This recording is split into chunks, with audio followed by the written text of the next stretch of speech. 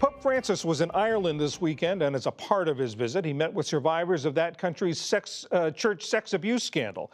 It's part of his effort to show that the church takes the matter seriously. But as William Brangham reports, Francis is now facing an accusation that he himself turned a blind eye to a case of misconduct involving a prominent cardinal.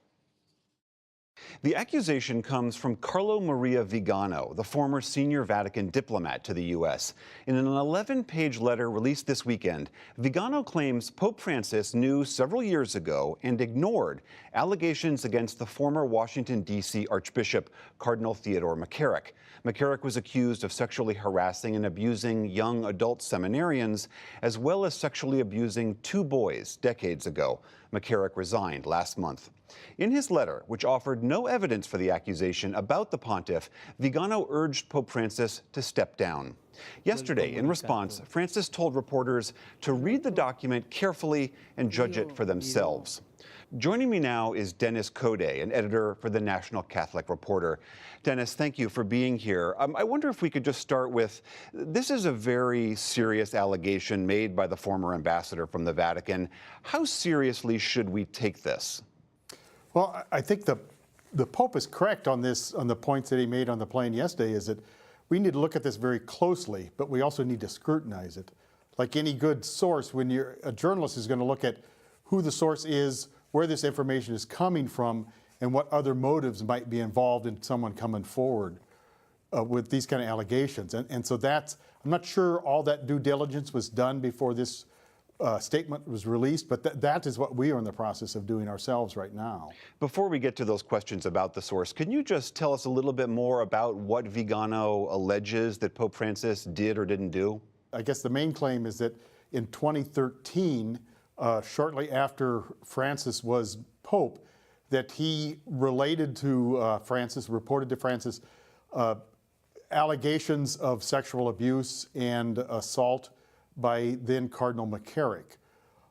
And he also said that previously Pope Benedict had imposed some kind of sanctions on restricted ministry on McCarrick, but those were never enforced. And he also says that Francis did not enforce them and did not act upon those charges.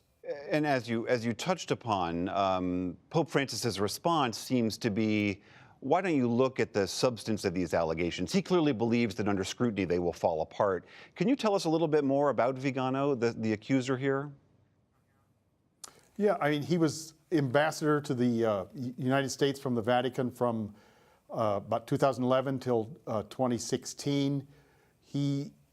Before that, he was a member of the Curia, the Roman Vatican bureaucracy.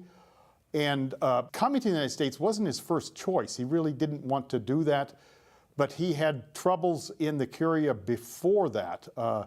He was criticized for being a stern manager. He was also involved in the uncovering of some financial scandals there in the Vatican. And so it was, we've reported in the past, it was kind of a case of him being kicked upstairs into this ambassadorship to the United States. Isn't Vigano himself accused of having several years ago overlooked some other allegations about another cardinal? Not a cardinal, but an archbishop, Neinstadt from St. Paul, Minneapolis. There were charges against him that he was engaged in an inappropriate relationship with men. There were some allegations there. There's also charges of mishandling of sex abuse cases of other priests under his charge. He eventually resigned, but there was also an investigation that was done by an outside investigator in Minneapolis, St. Paul. All of that was delivered to Vigano in his office as ambassador, and he had suggested at one point that an auxiliary bishop who was leading the investigation destroy some of those documents. That didn't happen, but that report has never surfaced against Archbishop Neinstadt. My understanding is that within the political spectrum of the Vatican, Vigano is considered quite a conservative.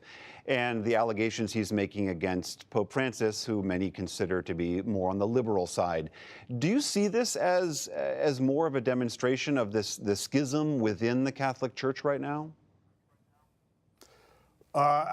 Schism is a technical word. I don't want to use that word. I would say that there is a definite infighting going on, and there's a power struggle going on. Francis has met a lot of resistance since his election because of his reform agenda and what he represents from some of the hardliners that don't want to see reform come, especially to the Vatican bureaucracy.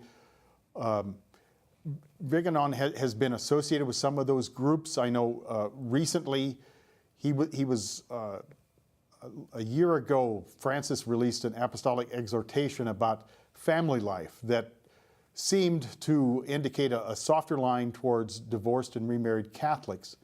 And Vigano has been opposed to that. He joined groups that have been opposed to that kind of teaching.